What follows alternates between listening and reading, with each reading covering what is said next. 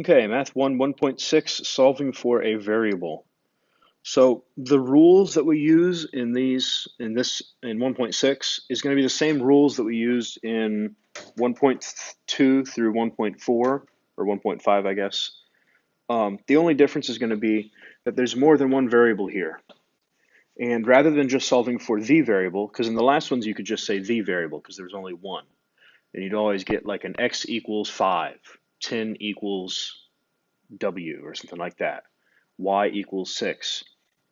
Here, because we have two variables, or at least two variables, I think some of them have three, you're just going to have to get the variable by itself, and it's going to be like x equals 5k, something like that. So solve each equation for the indicated variable. So number one, it says solve for x, right? So the goal here is to get x all on its own. So we have a negative 20 in front of our x. To get rid of that negative 20, we're going to divide both sides by negative 20,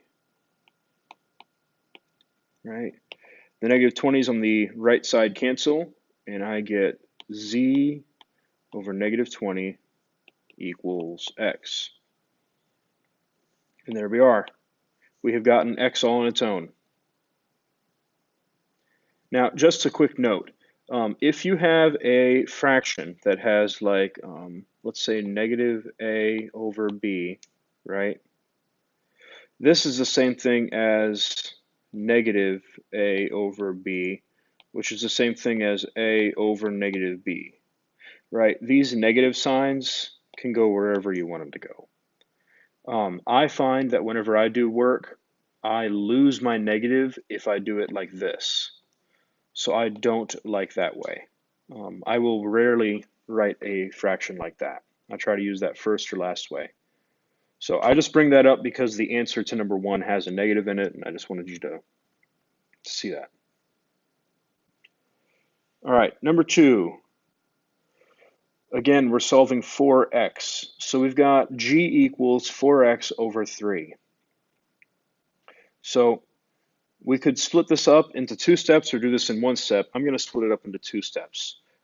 We have this 3 on the bottom, right?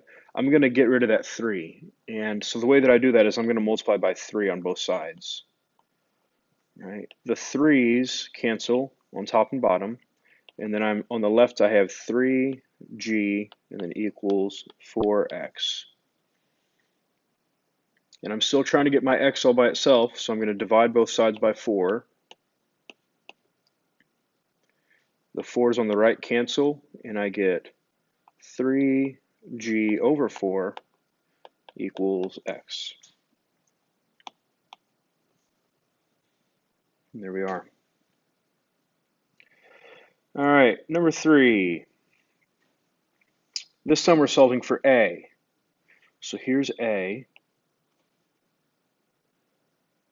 I'm going to start off by getting rid of this 3. So I'm going to subtract 3 from both sides. The 3's on the right cancel, and then I'm left with u minus 3 on the left equals negative 2a. Now to get rid of that negative 2, I'm going to need to divide, so I'm going to divide both sides by negative 2. On the right side they cancel.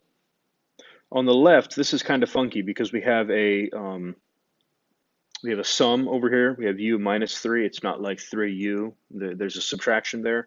So you have to leave it like that. You're going to have u minus 3 over negative 2. And that's equal to a. That's our answer. Now, just a note, to kind of put this into context of what I did with the bottom of, was this number 1? Yeah, what I did there. If you were to take, now you don't have to do this, I'm just trying to show you something extra. U minus 3 over negative 2. You could say, well, that's the same thing as negative u minus 3 over 2, right? Pull that negative out front. And then you could say this is negative parenthesis u minus 3 over 2, okay? You'd have to add those parentheses up there. This is not the same thing as negative u minus 3 over 2, okay? It is not the same thing as that. So that's just a little bit extra fraction negative work. Yeah. All right, number 4. Again, we're solving for x. Has everyone been x? Oh, last one was a. Okay. All right, what I always do whenever I see that I've got a bunch of garbage next to my variable is I either try to take care of plus or minuses, and then I try to take care of division. That's just the way that I do it. There's other ways you can do it, but I think this is the easiest way. So we don't have any addition or subtraction here, but we have this dividing y there. So I'm going to start off by multiplying both sides by y. So I'm going to have, I don't know which one comes first. I guess u comes first in the alphabet. U times y equals xk. Now, just to put this in a little bit of context, I guess, we're doing the same process as we would if it was u equals xk over 5, and you wanted to get rid of that 5. We're doing the same idea there. You'd multiply by 5 on both sides to cancel them. Same idea, you're just using it with a variable. Now, to keep getting our x by itself, oops, where'd I go? There we are. To keep getting that x by itself, I need to get rid of the k, so I'm going to divide both sides by k. So on the left, I have uy divided by k equals x. There we are.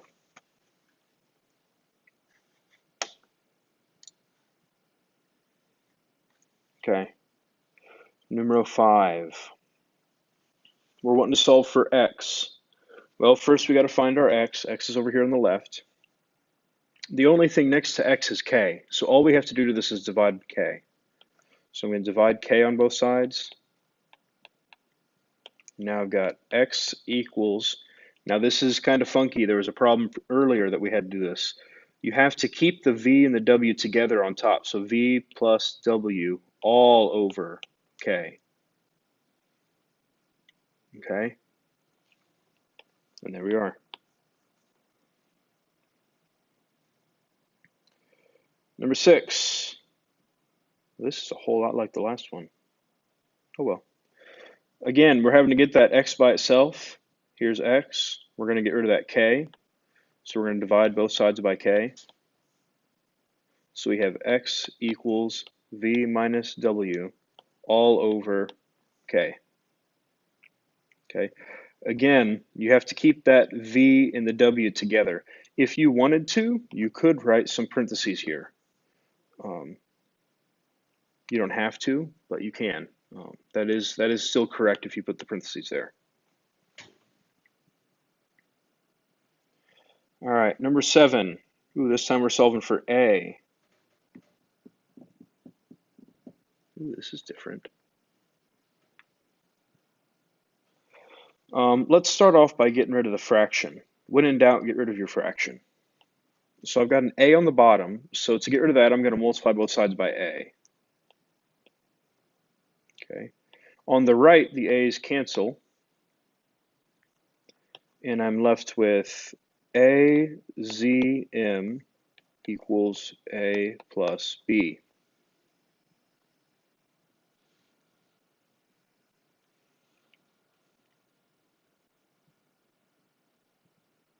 All right, next, let's get our a's on the same side of the equal sign. To do that, I'm going to subtract a from both sides. So on the right, my a's cancel. Now on the left here, we have azm, and then we have minus a. You can't combine those together, so it's going to be azm minus a equals b. All right, now here's a big trick to this problem. On the left here, we have two a's.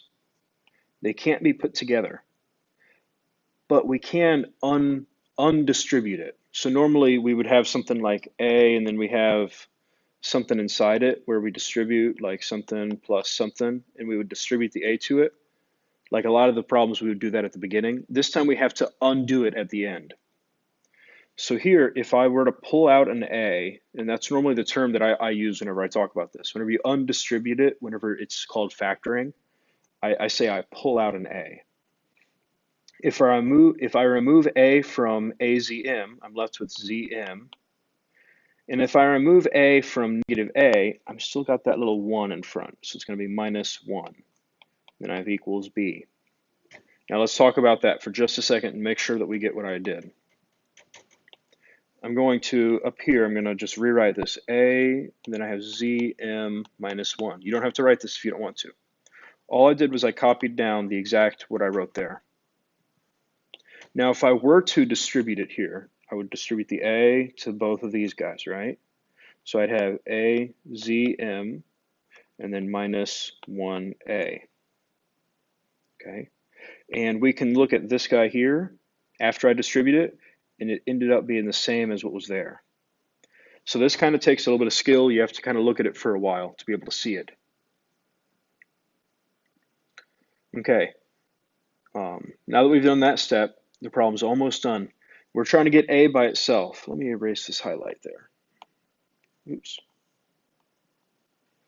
Now, we have two things multiplied together on the left. We've got our A, and then we have ZM minus 1. Because these are in parentheses, I can just divide this whole side by ZM minus 1. And I'm going to write it in parentheses because I think it helps. Okay, these will cancel because they're the same thing on top and bottom of the fraction. And I'm left with A equals B over ZM minus 1.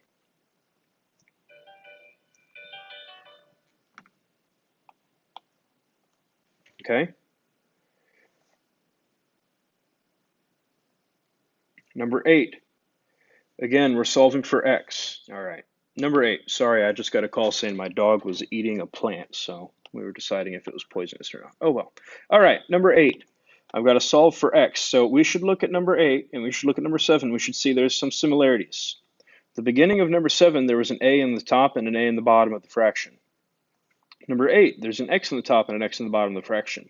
So there's going to be some similarities here. So to start off, just like in number 7, I want to get rid of that fraction. So I'm going to multiply both sides by, I could just do k or I could just do x, but I could do them both together. I'm going to do kx. Okay. On the right side, they both cancel. On the left, I've got kxu. And then on the right, we have x plus y. Now, again, we have an x on the left and an x on the right. I'm going to put all my x's on the left. So I'm going to subtract x from both sides.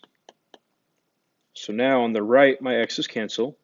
On the left, I've got kxu minus x equals y.